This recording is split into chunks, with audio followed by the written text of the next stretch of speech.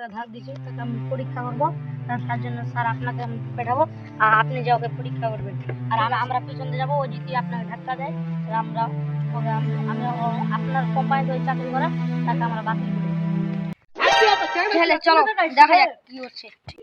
বাতি কে আসে রে, আমাকে ভিক্ষা দাও, আমি বড় অসহায়। কে রে? কাট ভিখারি বাচ্চা, বলছি ভিক্ষা দাও, কাট ভিখারি বাচ্চা। হ্যাঁ স্যার স্যার উঠেন উঠেন, স্যার স্যার স্যার উঠেন উঠেন, স্যার আপনি পিছনে স্যার।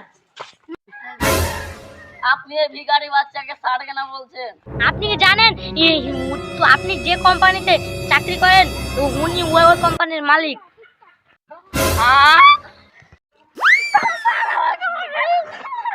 আমি তোমার ক্ষমা করবো, তুমি টাকার লোভে তুমি মানুষকে তুমি মানুষ মনে করো না। আমি তোমাকে পরীক্ষা করলাম তোমার মন কেমন, তুমি সৎ না লোভে আমি তোমাকে পরীক্ষা করলাম। তুমি পরীক্ষাতে ফেল করেছো, তোমাকে আমি চাকরি থেকে বরখাস্ত করলাম। স্যার আমাকে চাকরি দিয়ে বরখাস্ত করিয়েন না স্যার।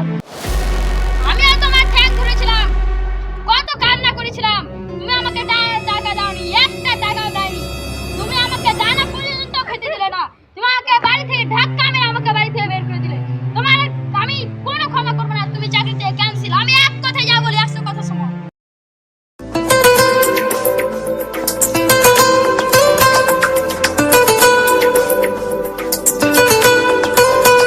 তোদের জন্য আজ চাকরিটা গেল আমার।